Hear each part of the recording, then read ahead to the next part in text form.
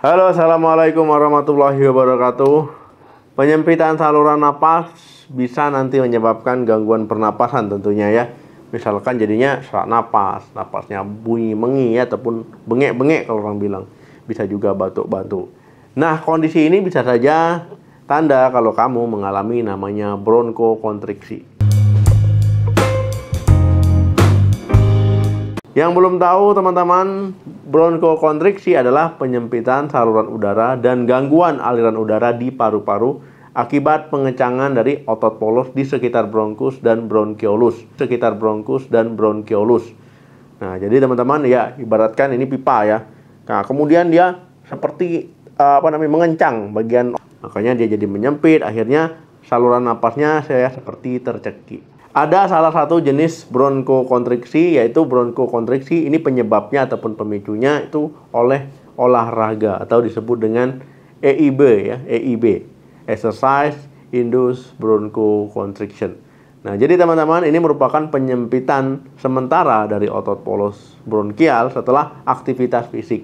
Nah, bisa terjadi pada penderita non-asma, tetapi umumnya terjadi pada penderita asma. Apa saja dok gejala bronkokonstriksi? Nah, untuk gejalanya ya sesak napas atau seperti kehabisan napas, ya mengi atau suara siulan napasnya seperti bengek ya ketika bernapas, apalagi waktu mengeluarkan napas. Nah, batuk juga bisa terjadi selama atau setelah aktivitas fisik.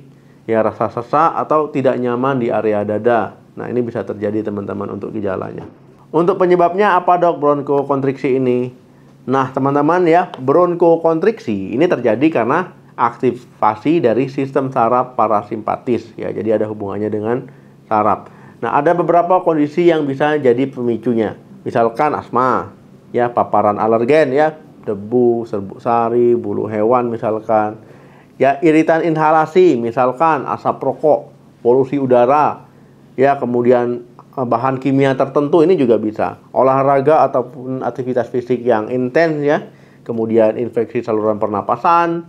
Kemudian juga obat-obatan tertentu ya, misalkan seperti beta blocker, ya aspirin, cuaca dingin ataupun ketika udara kering. Bisa juga ketika stres ya ataupun sedang emosional. Kenapa teman-teman penting untuk mengenali dan mengelola faktor-faktor pemicunya tadi ya? Ini tentu untuk mencegah ya ataupun untuk mengurangi kejadian bronkokonstriksi. Nah, gimana dok kita tahu bronkokonstriksi? Cara mendiagnosanya gimana? Nah, tentu teman-teman ya, ini dokter ya. Ketika teman-teman ke dokter, ya dokter akan menanyakan tentang keluhan yang dirasakan. Ya, tentang keluhan teman-teman ya. Kemudian riwayat penyakit sebelumnya, riwayat obat yang sudah diminum kalau ada. Kemudian dari gejalanya ya. Itu juga ditanya nanti batuk, sesak napasnya, ada suara menginya, ya kemudian ya keluhan-keluhan yang dilakukan misalkan ketika aktivitas fisik dan sebagainya. Nah, ini disebut dengan anamnesa ya, jadi menanyakan keluhan secara lengkap. Nah, kemudian baru nanti dilakukan pemeriksaan fisik ya teman-teman, diperiksa tubuhnya. Nah, kemudian kalau nanti didengarkan suara napasnya ada normal atau tidak, biasanya tentu tidak normal ya. Nah, kemudian dilakukan pemeriksaan penunjang, bisa dilakukan spirometri ya untuk menilai fungsi paru, kemudian tes provokasi bronkial untuk menilai respon saluran napas terhadap rangsangan tertentu. Untuk pengobatannya gimana dok bronkokonstriksi ini? Nah, tentu pengobatannya ya ini dilakukan oleh dokter ya teman-teman. Nah, untuk obatnya itu diberikan SABA ya, short acting beta 2 agonis biasanya, itu seperti albuterol ya. Nah, ini teman-teman biasanya diberikan sebagai inhaler ya. Nah, ini untuk meredakan gejalanya yang cepat. Kemudian kortikosteroid juga inhalasi ya teman-teman diberikan, ini untuk mengurangi peradangan ya pada saluran pernapasan.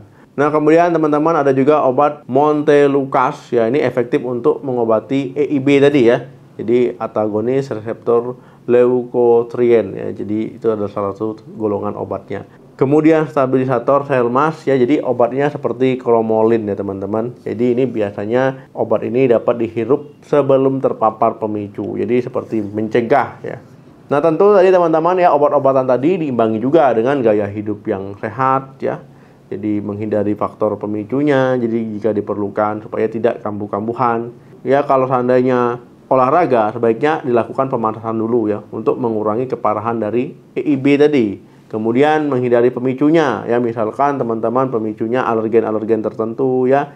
Nah, ini dihindari karena dapat membantu mencegah gejala muncul. Kemudian jenis olahraganya juga ya, itu harus dipilih disesuaikan dengan kondisi teman-teman. Misalkan ya, nah teman-teman olahraganya yang teman-teman bisa, jangan yang berat-berat supaya mengurangi resiko EIB tadi. Oke teman-teman, itu tadi tentang bronkokonstriksi. Semoga bermanfaat. Mau bahas apa lagi silahkan tulis di kolom komentar. Jangan lupa di like, di share, di subscribe channel ini. Sampai ketemu lagi di video saya selanjutnya. Salam sehat, sampai jumpa.